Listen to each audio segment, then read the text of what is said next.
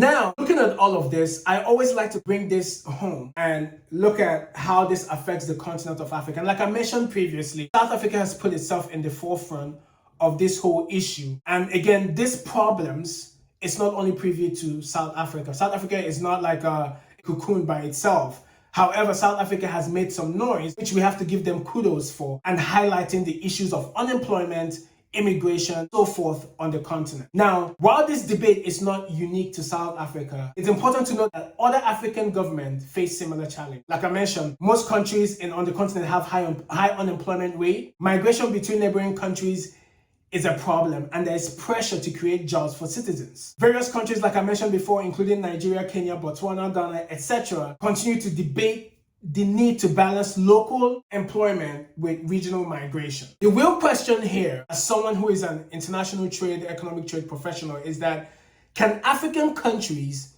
protect local jobs while still promoting continental integration through the African Continental Free Trade Area? Again, the question here becomes, can African countries promote continental integration through, with all this going on, can they still promote continental integration through the African Continental Free Trade Area? That's a question that we have to really look into and ask ourselves. Now, here's my full chest analysis on this. With this whole conversation, it gets interesting. And here is where it gets interesting. Now, every government, like I mentioned, has a responsibility to create opportunities for its own citizens. However, it's important for us to know that blaming immigrants alone will never solve unemployment in any African countries, South Africa included. South Africa's unemployment crisis is also driven by slow economic growth, electrical shortages. We know the load shedding thing that happens not only in South Africa. South Africa is actually a good case. In other African countries, it's worse. We keep going.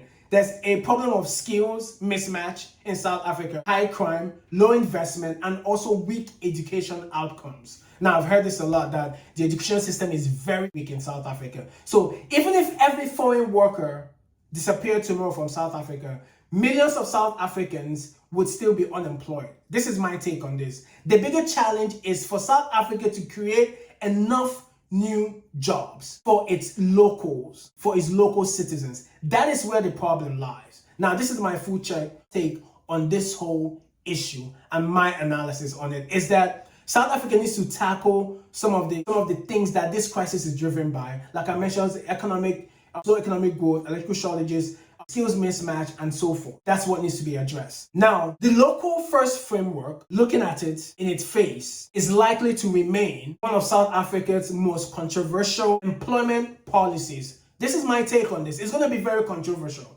Some South Africa see it, or some South Africans see it as protecting South Africans. Right. I think South Africans should be protected. Others see it as risking economic growth and worsening division within South Africa. The success of this policy, I totally believe, will depend on whether it creates real employment in South Africa, create job opportunities while respecting the rights of legal migrants, while avoiding xenophobic outcomes. But one thing is certain in this is that the debate over jobs, immigration, and economic opportunity is far from over, not only in South Africa, but in Africa as a whole. So it's something that we'll keep discussing. But again, this is a step forward for South Africa. It's something that needs to be done. I think that it's great for South Africa to put this in place. And again, other African countries should look and see what works and what doesn't. I want to hear from you guys, as always. Should South Africa prioritize its citizens for employment, or should companies have complete freedom to hire whoever is qualified for the job? Let me know what your thoughts are in the comment sections.